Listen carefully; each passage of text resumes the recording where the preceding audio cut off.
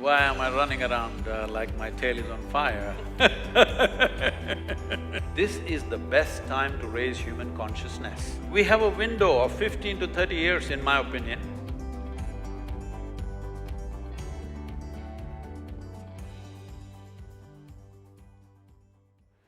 You've been traveling, talking, speaking, connecting on an incredible basis. You've used the digital medium, you've connected with youth. You seem to be on a roll and a drive. You want to spread your message very quickly. What is your purpose now in the way you are connecting globally and in India? Well, why am I running around like my tail is on fire? Is because… See, this is the first time in the history of humanity, this is the first time when our survival process is so well organized. I just want you to look back and see, 100 years ago, if you had to get your morning, let's say a bucket of water, you had to walk a mile and carry a bucket of water. Today, most people are not fit to carry a bucket of water for a mile. So, if you have a little bit of money, you can buy everything that you need for 1 month and stay in your house and your survival is taken care of. Never before human survival was so well organized. All the time we've been struggling with survival. Survival is well organized, and for the first time, we can communicate to the whole world. Many great beings have come in the past.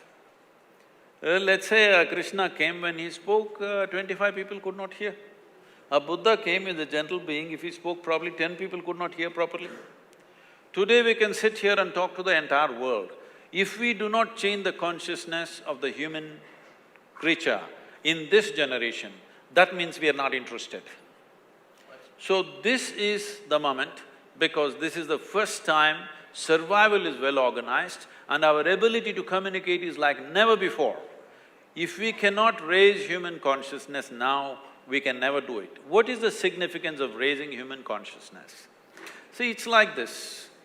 When it comes to what is mine and yours, this is my body, that's your body, this is my mind, that's your mind, we may agree on a few things, disagree on some things, but what consciousness means is a dimension within us which is not determined by the boundaries of our memory. Our body is a boundary of memory, our mind is a boundary of memory, but our consciousness is a dimension of intelligence which is not marked by the boundaries of memory. Unless people touch this dimension, you can talk about unity, you can talk about togetherness as much as you want as principles and values, but never will it work unless human beings experience that sense of unity. This is what the word yoga means. The word yoga literally means union. This means, right now for most human beings, their experience of life is such, it is me versus the universe. It's a stupid competition to get into. Me versus the universe. No wonder always they're anxious, fearful, struggling, simply because it is an individual versus the universal. Yoga means to consciously obliterate the boundaries of your individuality. If you don't do this, you will never come to ease in your life. Forget about well-being, forget about blissfulness, forget about ecstatic states, you will not even come to total ease. I don't want to throw a challenge at you, but it is really something everybody has to check out. How many people can sit in one place with absolute ease, without any sense of any kind of stress upon them, simply by themselves, not with anybody else, just by themselves? I'm telling you, over 95% of the people cannot sit in ease in any given place, because it's always this little boundary of an individual and the universal. So raising of consciousness this means that human being comes to ease. Only when you come to ease, you are not in a fighting mode. This fighting mode has to go. Survival for the fittest is over. Now survival is available for all of us. This is the time to put down your fighting mode and see how to do something else. And now we have wonderful things coming that everybody fears. That also, I've been invited to all kinds of conferences and people, academics coming and asking me, Sadhguru, this artificial intelligence is coming, what will we do? We will lose our jobs. I said, isn't it great, we'll all be on a vacation. See, the same thing, when the machines came, I know that these things happened. When the cranes came to lift things out of the ships and stuff, all the porters' unions protested. If the machines lift the cargo, what are we going to do? We want to carry it.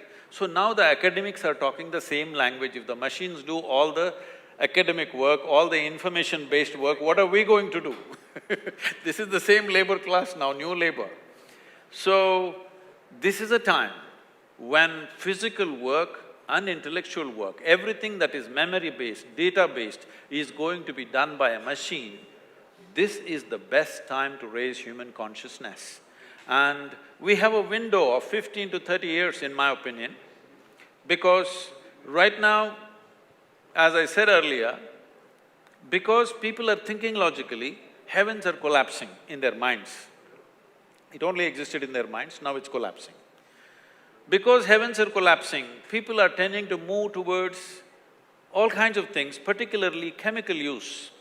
If you want to be healthful, there is a chemical. If you want to be peaceful, there is a chemical. If you want to be joyful, there is a chemical. If you want to be blissful, there is a chemical. If you want to be ecstatic, of course, there is ecstasy. So, people are moving towards chemicals. Just leave the rest of the world. In India alone, in the last 25 years, the consumption of alcohol has gone up at least 10,000%. Yes or no? It has. So, this is not a moral issue for me. What I'm saying is, once 90% of humanity goes on chemicals to keep their well-being, after that you can't talk to them. And the next generation that you produce will be less than yourself.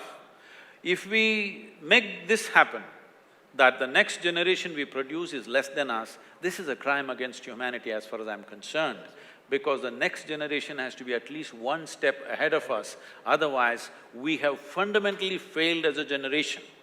So this is our time on the planet. We have the highest level of comfort and convenience that any generation has ever known. Are we also going to be the greatest generation ever? This is the question before all of us. And we have the necessary means and technologies and capabilities to make this happen. The question is only, do we have the courage and commitment to walk this distance? That's what I'm trying to invigorate the world to.